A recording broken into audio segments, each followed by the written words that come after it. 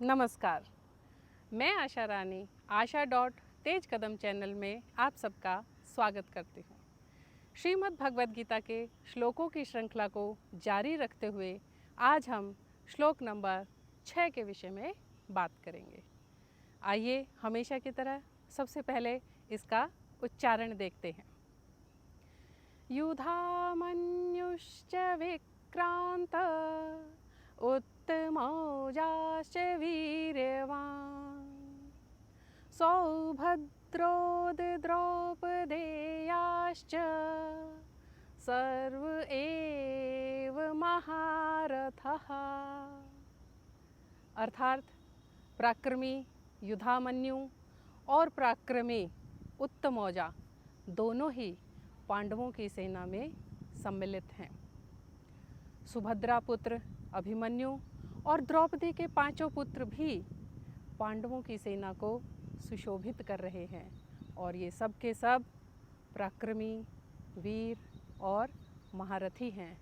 एक से बढ़कर एक योद्धा हैं।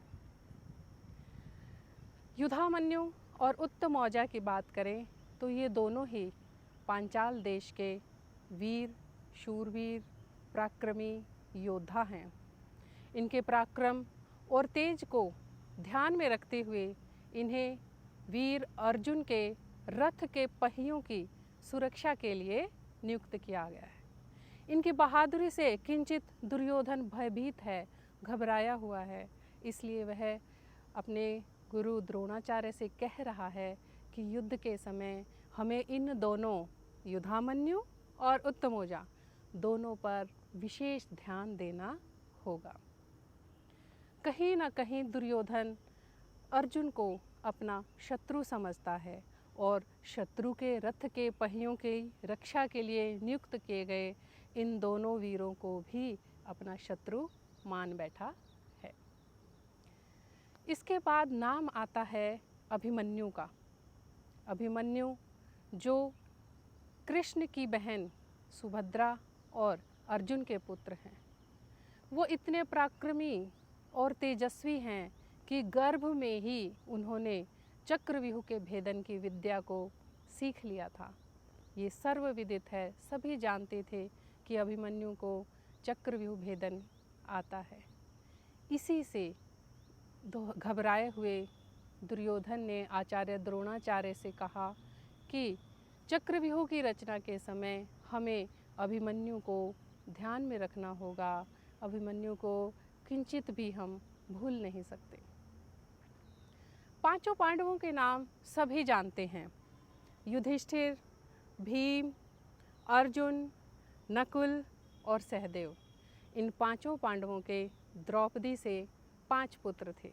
शायद इन 5 पुत्रों के नाम हम सभी नहीं जानते। आइए जानते हैं कि द्रौपदी के 5 पुत्रों के नाम क्या थे।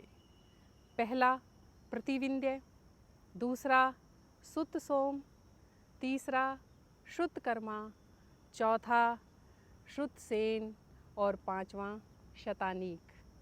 जी हाँ, ये 5 पांडवों के पुत्र अपने पिताओं की भांति शूरवीर हैं।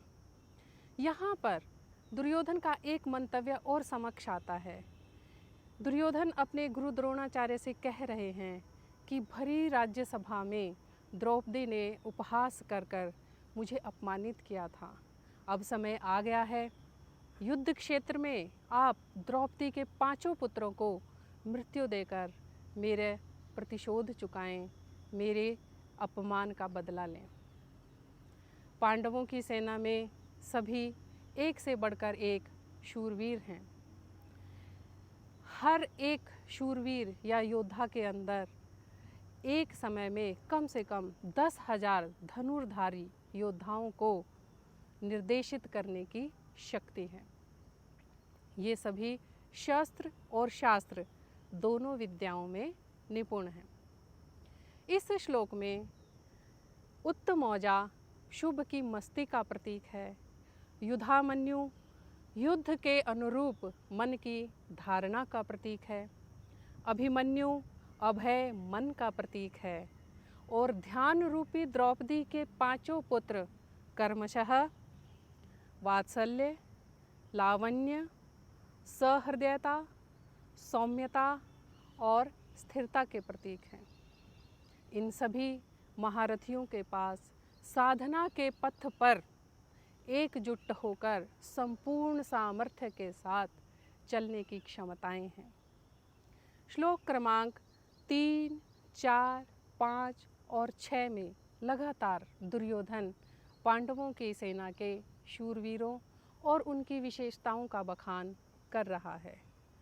यहाँ पर आकर उसे एहसास होता है कि आचार्य द्रोणाचार्य को जोश दिलाने के लिए वह शायद पांडवों की सेना की कुछ ज़्यादा ही प्रशंसा कर बैठा है।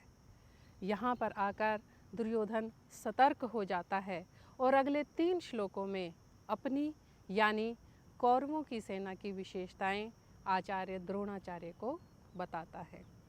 कौरवों की सेना के महारथियों और उनकी विशेषताओं के बारे में जानेंगे अगले श्लोक में, और अगले श्लोक को जानेंगे अगली वीडियो में। तब तक के लिए स्वस्थ रहें, व्यस्त रहें। धन्यवाद, नमस्कार, जय श्री कृष्णा।